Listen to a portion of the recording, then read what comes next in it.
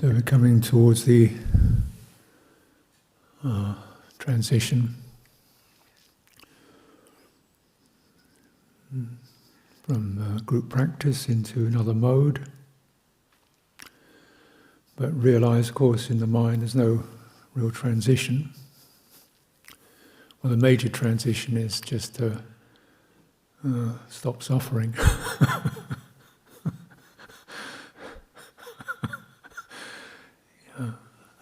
Stop, hanging on and building up stress and suffering. Major transition. This is called the transition to the stream of Dhamma, change of lineage. And of course, you can't set a time or a date on that. And I think it's a graduated process where you get, moments of it, flashes of it, and then it gets stuck again, then hanging on again, then breakthroughs, and then, to really, get across into more fruitful territory. But basically, it's important certainly to come through a teaching session without mentioning the Four Noble Truths. Can't really conclude teaching without talking about the Four Noble Truths. That's the realization. That's the transition. And there's a differentiation between dukkha, or unsatisfactoriness, discomfort, pain, discord, things not being good, as a characteristic, just natural phenomenon in this sensory, conditioned existence, bodily pain, experience results of unpleasant actions that you've done or been done to you, discomfort, emotional estrangement, energetic collapses, health coming and going, things really one doesn't have much say over. It's the sabhava, dukkha of existing. To distinguish between that and the suffering that gets concocted by getting stuck in it, by identifying with it,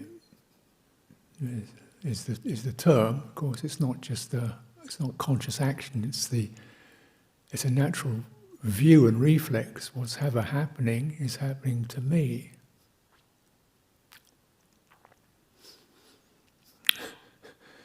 Otherwise, I wouldn't be experiencing it.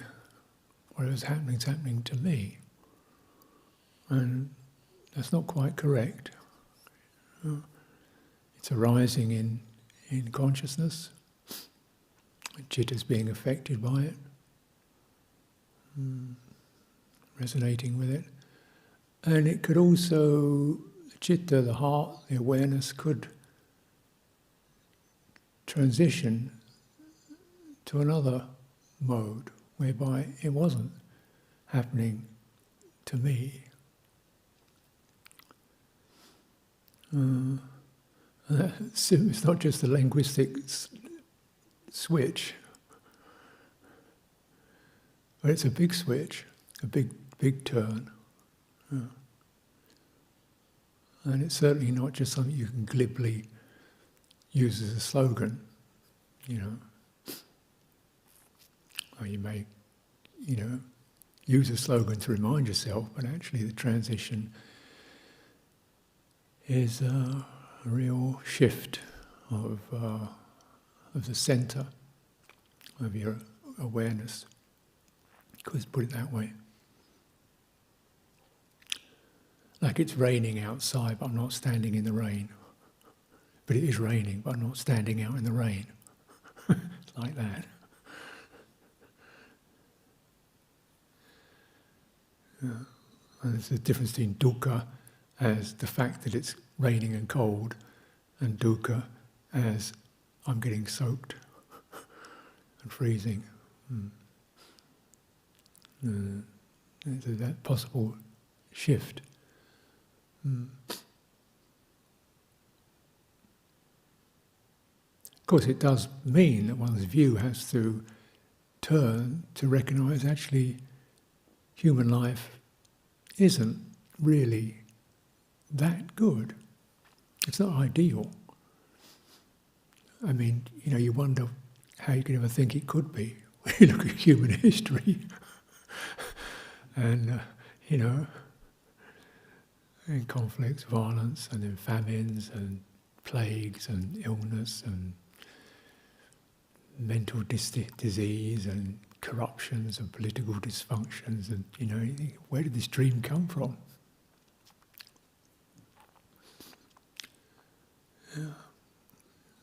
A cheerful, happy person with perfect health, happily married, wonderful kids, good job, positive.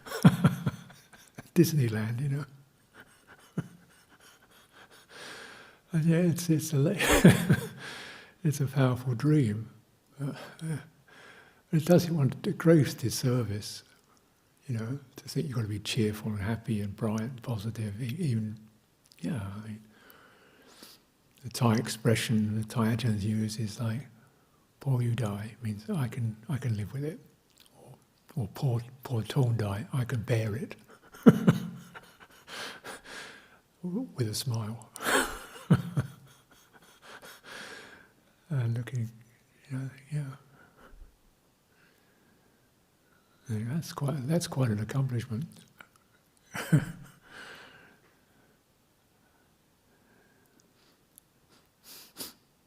Because of course, average person just keeps shifting, moving around. It's like fidgeting in an uncomfortable seat, so you don't feel the discomfort. You kind of fidget, twitch around and switch something on, or go somewhere, or, get out of this seat. And we actually do this kind of thing. You're here, that's it. And you make that decision, even if it's just 1 week, that's it. 3 months, that's it. Be with it. That's the payment for penetrating the Noble Truths. That's what you have to pay.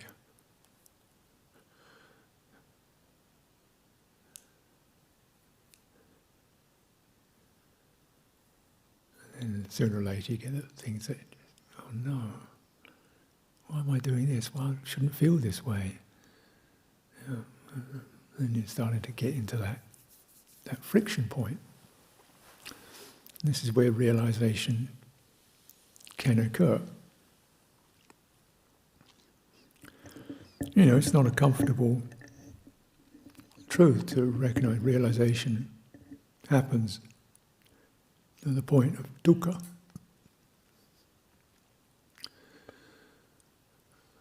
And it also must really emphasize that, a lot of our practice is just building up the resources to be able to be at that place.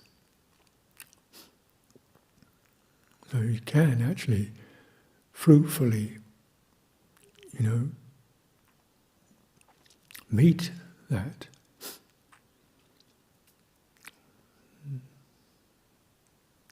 So actually the Four Noble Truths generally wasn't the thing that the Buddha taught people first.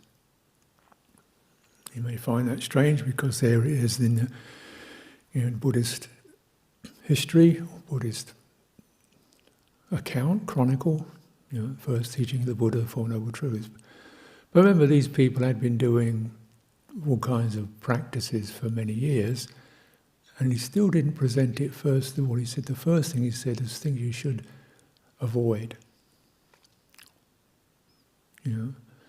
Indulgence and mortification.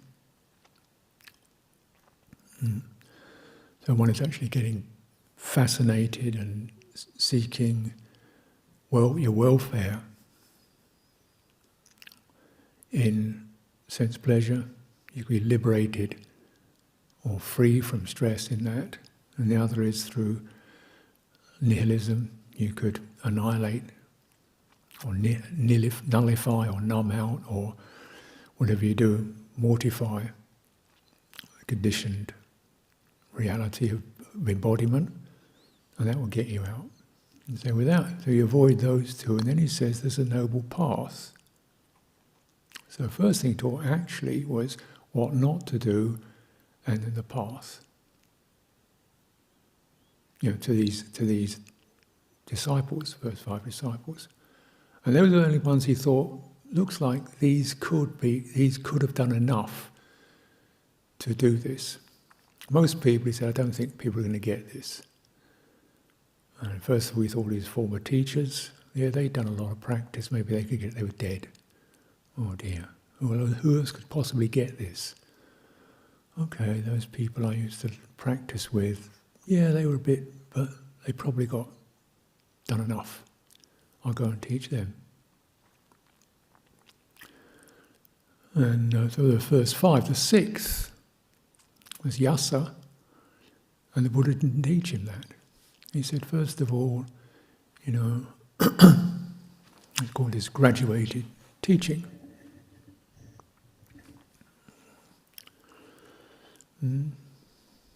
It's starting with things like morality, generosity, morality, things you already do that you know, you trust. And recognizing the benefits, the values, virtue. You take that not just legalistically, but a general, sense of integrity and conscience and concern and feeling, you respect others and you don't want to do them harm. Really deepening into that. Because then you're actually beginning to enter into the realm of citta, where your faith does arise. Yeah, this I do. Yeah, I want to stand for this. This is right. And your citta then comes forth. The heart, the awareness. It isn't just a matter of belief, it's something that lights you up. You think, yes, that's true. And then with this you begin to recognize, why is it that most people don't? Even though everybody would agree with this. Even, dictators talk about doing things for the right and proper, to protect people and so forth. But still people lose it because of what? Sensual pleasure, greed, gratification, holding on, territory, mine. And you see the danger of that. And therefore renunciation.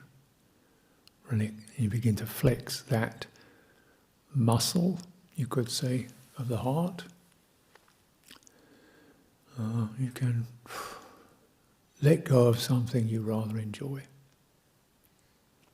Thinking, I can get above this.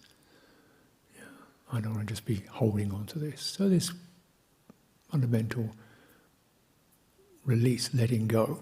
And there's letting go that's conscious. Letting go of unskillful deeds. I don't withdraw from that. Then letting go of things that are okay, but maybe they're not going to get you very far. You've done your sensory thing. And where did that go? Enough. Nibbida. And you look around at the insatiable nature of sense desire. You're always going to have some more. So something sort of disillusionment, disenchantment. You cultivate that. Then you begin to open up this particular pathway of letting go through things you can actually let go of, and you develop that. But it's not to the point of asceticism, it's just the sense of something relaxes and releases rather than something that's cruel and destructive. And you're keeping with that. What can you really look at and think, yeah, this isn't going very far. It doesn't take me where I want to go. Follow it for a while? No, it doesn't take me where I want to go. I'm not being righteous about it. Other people can do that. That's fine. For me, no, I've had enough. Withdraw. And so that's still, in a way, you ask that question in your citta, you see you've lost the interest in the parties or the whatever, the shopping, the consuming, the entertainments. You're just not there with it. And it just slides back. Tell the truth. It's over. This is definitely a realization. And it comes, first of all, like, a conscious decision, then something, actually witnessing something in yourself, no longer interested.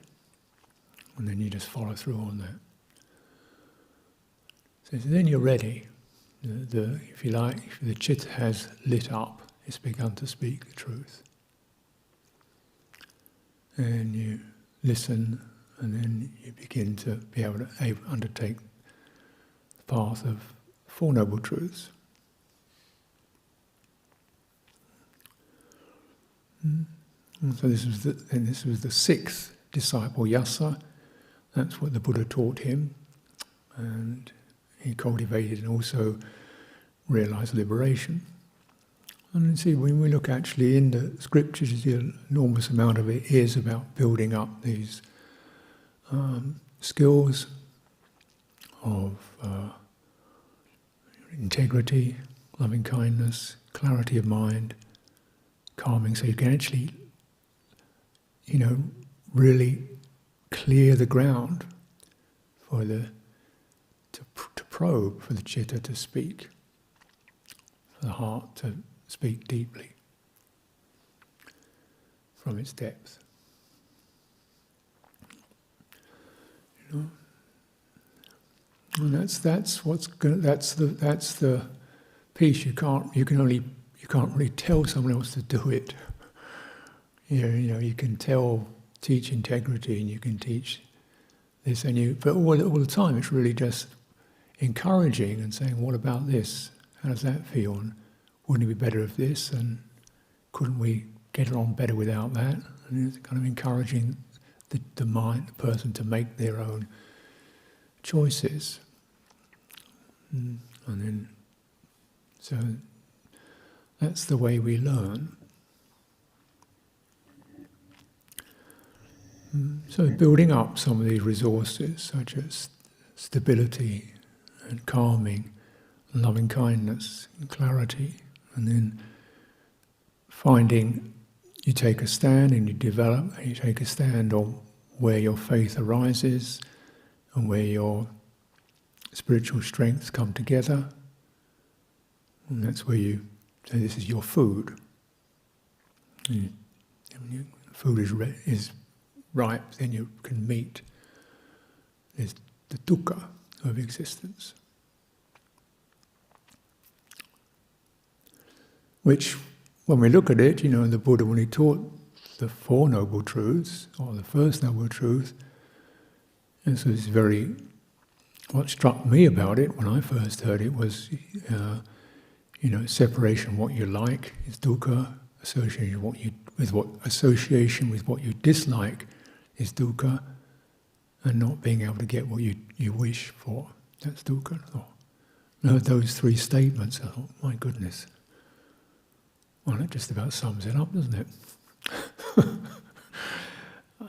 Just three statements, but somehow that really resonated with me very deeply, because I can't see a way out of that. I can't see how those conditions are going to change. I'm always going to be something I dislike, I'm always going to lose something I like, and it's always going to be the case that I'm not going to get what I want. He's told the truth. He told the truth. Somebody told the truth. He didn't say, work hard, son, you get a living, you'll be happy. No, he didn't. He He didn't say, vote for me, I'll promise make everything wonderful. No, he didn't. He presented that. You think, this I can trust. Somebody told us the truth.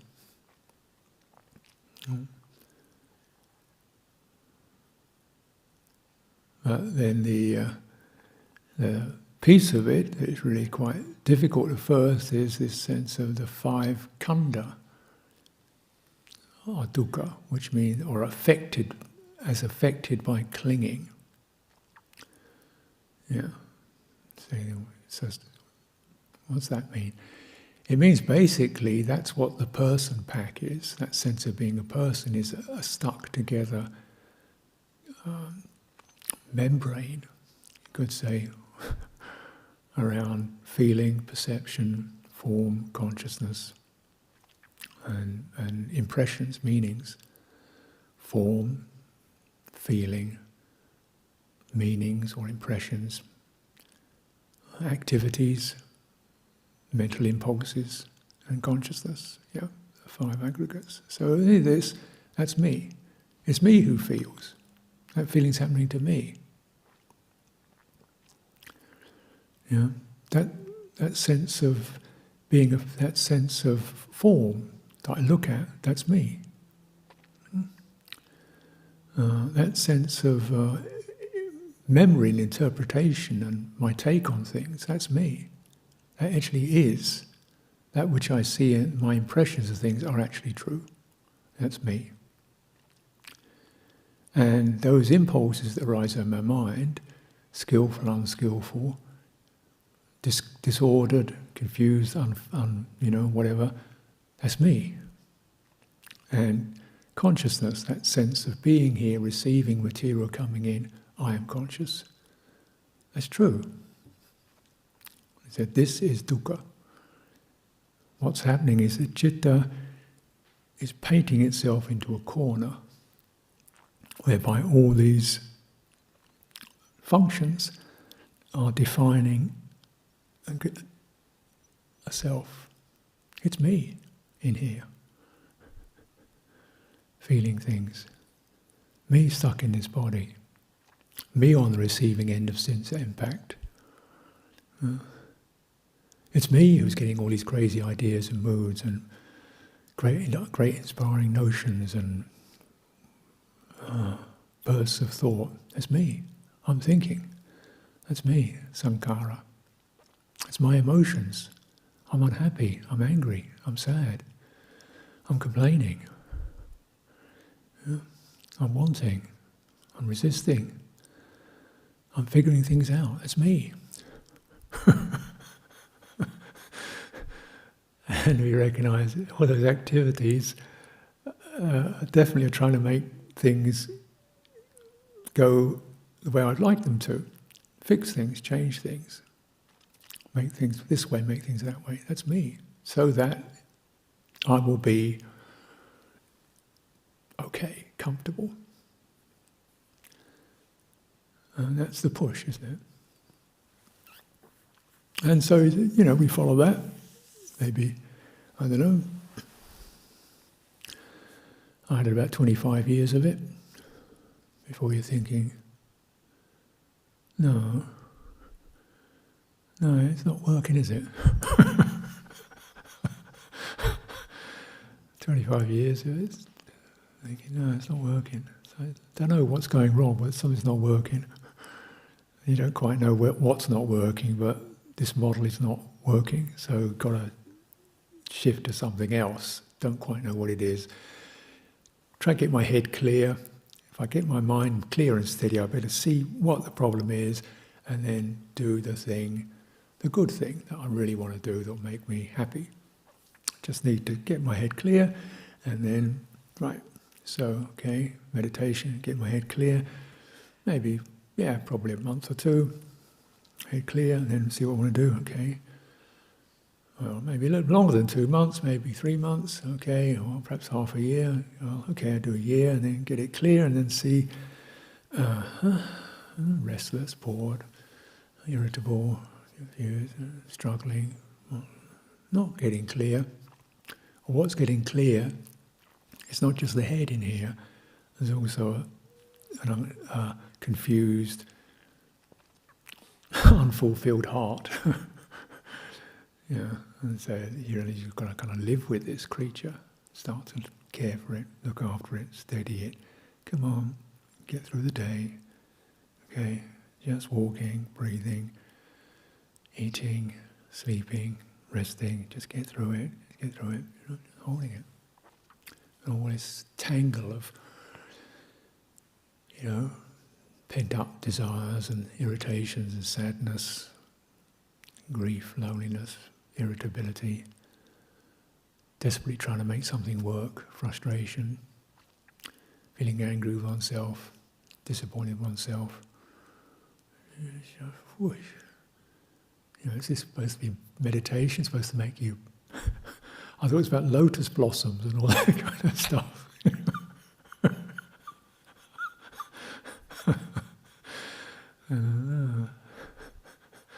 And then you die.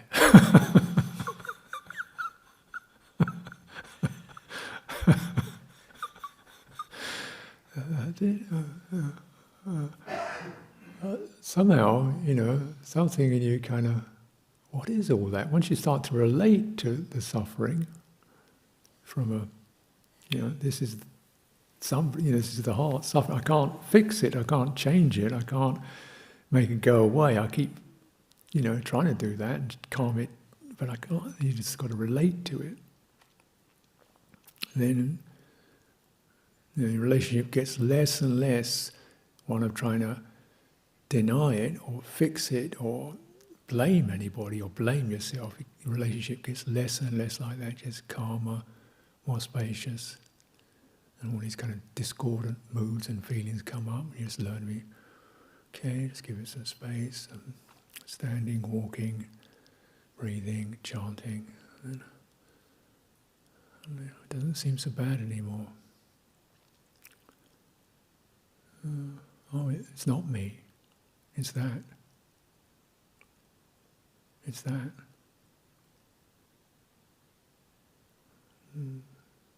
And citta sort of opens to something more compassionate, measured, equanimous, caring, steady around this tangle.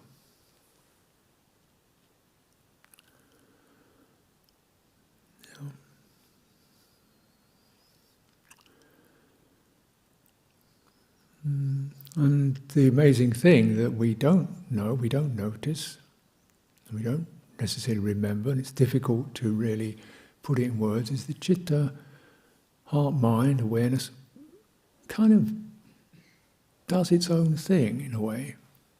It tends to, if you have that sense of commitment, integrity, and just bearing with, it begins to kind of expand.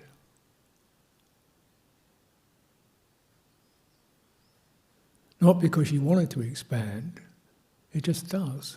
And in fact, wanting it to expand just doesn't do it, because that's putting more craving, desire into it. You realise it's actually, what you're doing is not adding more me and more craving to the mix. And this is where the space comes from. And maybe, because it's always a bit mysterious, something in you begins to have faith in that ability to step back without denying, without masking it, without suppressing, without censoring it, just get bigger. And it will happen. But it's not me getting bigger. You realise the citta expands and begins to become more suffusive. A certain strange gladness and relief in that opening, kind of strange happiness, or happiness of release. And it's rather like the suffering bit which at first seemed to be like, really 80-90% of what your citta's about. Maybe less, but certainly a major highlight, technicolor thing becomes, as colours drain, it becomes monochrome, less loud, just dull. And just that. Really, you gradually, and then, moderating your path, which is something you can do, and you keep cultivating those path factors, right speech, right action, right livelihood, right mindfulness. You can do that. It's just down to, okay, my livelihood in this particular scenario is, okay, I rock up, call it a job, rock up, morning puja, that's my job, do my bit, that's my livelihood. And it's putting it very crudely, and it's perhaps not quite the case, but that's kind of what we do. And then you just do your chanting, do your puja, meditation practice, as it were, and then do your chores, and okay, go for alms round, and obviously living according to the precepts. That's your right livelihood in this situation. And just keep that going, and recognise that in that you're definitely deactivating the sources of craving, sense desire, willfulness, laziness, indolence. You're activating qualities such as integrity, persistence, patience. And maybe your job isn't the perfect job, but it's okay, like whose is. Well, you just do your thing. And then really that's withdrawing energy from the me and the my want and when I like it and what I get out of it, and just withdrawing it from that. Energy withdrawing from those roots. It's going to go somewhere. You can't cut it off. Where does it go? It goes back into the citta. From activities, conditions, it returns. And you get a sense of stability, gravity, getting through. And all that keeps feeding the citta, the mind, heart, mind, because you're aware of all of it. And you recognise every time you get those kind of unskillful impulses, you just withdraw. Okay. What you know is unskillful. You know it's unskillful. Okay.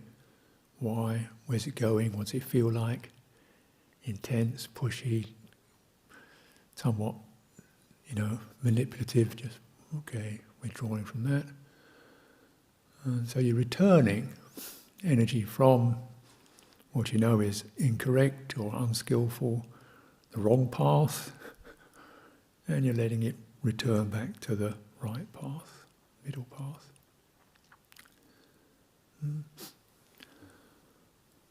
So, and that's what, over the long run, just builds up the resource of detachment, that letting go muscle,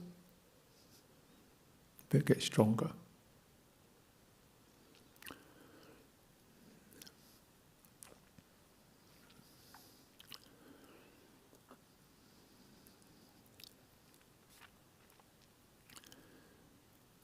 And then we begin to recognize, feeling doesn't have to be the dominant, decisive factor.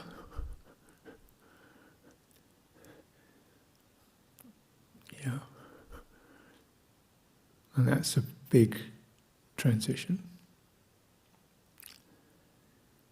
Pleasant feeling doesn't have to be a decisive factor. Unpleasant feeling doesn't have to be a decisive factor. What's important is path, integrity, respect, honesty, steadiness, mindfulness, that's path.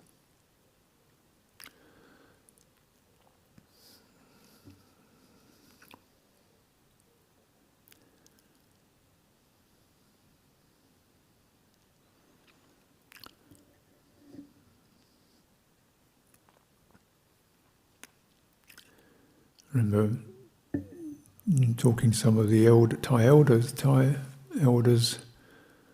and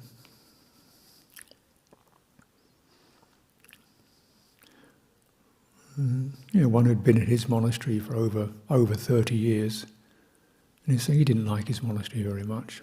He didn't like it there. But it wasn't like complaining, it's just, no, it's unpleasant as far as I could see. And you go there, you think, yep, he's right. It's crowded, noisy, people, always people are coming, always bringing in problems.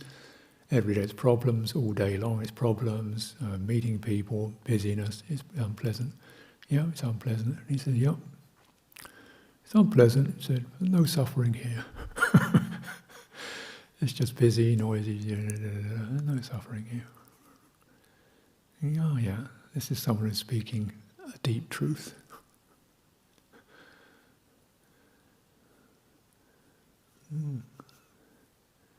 The one who actually he'd got his monastery had risen because he'd been on Tudong, and he landed somewhere or the other in local villages said, "Oh, please, can you stay here for the rains?" And he said, "Oh, I have to ask Luang Por Chah." Luang Por Chah said, "Yeah, you stay there for the rains. Stay there." Okay, I stayed there. After the rains, okay, I'll be on my way. The visit, the lay people said, "Oh no, could you please, build another kuti?" He said, "I have to ask Luang Por Chah." Luang Por Chah said, "You stay there." Okay. Stayed there a year or two, built some more kutis, a few more monks come. And he asked Luang Por Chah, can I, he said somebody else, he said, "Not yet, you stay there." 35 years later, he's still waiting. Actually, he's not waiting anymore, he's given up. Luang Por Chah's dead anyway. He says, okay. And, the resistance has gone, and okay, it's this. And I'm not saying anybody has to do this, I'm just presenting an interesting model, of what can happen. He didn't seem to be unhappy. It's quite jovial, thought it was quite funny. Because everybody's, you make your own choices eventually. But just saying that's an interesting example of somebody who actually seeing the difference between that which doesn't feel very good, which doesn't even particularly follow your inclinations, and then, flexing that muscle and finding the space around it. And then that's generally the kind of in spiritual life, that's Buddhist monastic life, that's something that's held up for each individual. You make your own way with that. It's non-compulsive. So you want to do this, okay, do this for 5 years or 3 years or 1 year or 10 years, whatever it is. Deep respect. Because you do anything like this for 3 years, 5 years, you're worthy of respect. Absolutely, because you'll have met plenty of dukkha by then. Just being in one place. And then eventually you make your choices, What do you think you need? Experiment, explore, fill up resources, Look another way. It's not like any situation is the one and only on the conditioned level. There are many different places, situations, even different. Be a lay person, go to another monastery, all these are possible. And then you think, just All possible. That's just moving around the chessboard, you like. But how to get off the chessboard, that's different. Whether you're going to be a rook or a pawn or a queen, that's kind of up to you. But you can move it around the board, but how to get off the board, that's a deep question that only you eventually can know and do. When conditions are ripe, as they're ripe. But it always amounts to something in you can expand around the unsatisfactory. Well, I don't know if it's always that way, but that's what the Four Noble Truths state in their own way.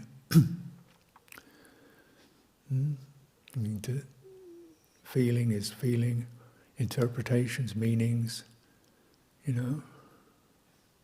Okay, this is some kind of crazy institutionalized concentration camp. We have to follow orders all the time. Yep. Could be right.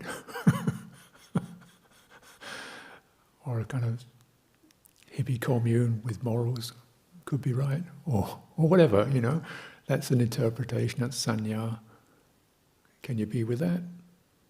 Can you expand around that? Or do you get embroiled in it? And can you, what brings you, realize, you can fix things and change things, you shift around the board. What's going to get you off it? Certain point when your factors come together, there is faith, there's energy, there's mindfulness, there's concentration, there's discernment. If those are there, present, then you've got the right choice. Whatever brings those into fruition is the right choice. Certainly in my own practice, I suppose many times that feeling of, oh God, got to get out, got to get out, got to get out. That's not the way. That's not the way. Hear that voice. Yeah. It's not the way. Wait. Be patient. It's not ready. No, it's not the way.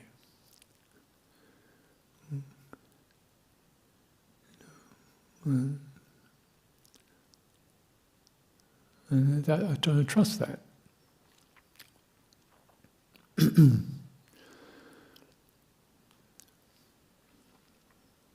So in a way, our practice comes down to always trying to build up those path factors, sustain those indriyas, the factors, the enlightenment factors, the path factors, the indriyas, so the citta is properly encouraged, fed, to meet where the sense of self, the identification experience comes to light. And the recognition, following this is not going to get you off the chessboard. It's going to move you around, and maybe that's what you want to do. But there is this sliver of possibility of something which is really rightly called noble, Aryan. It's a different thing. And for this we hold our faith. There is a possibility others come this way, others have come this way, others will come this way. They'll come through meeting the dukkha in the right way.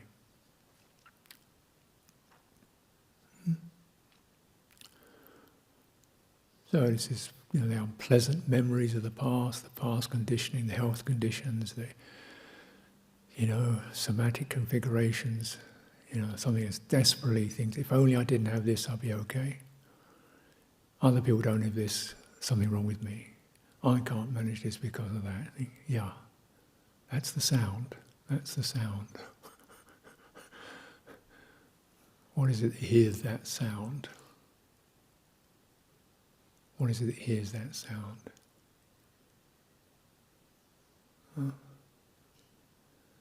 That's your awakening moment.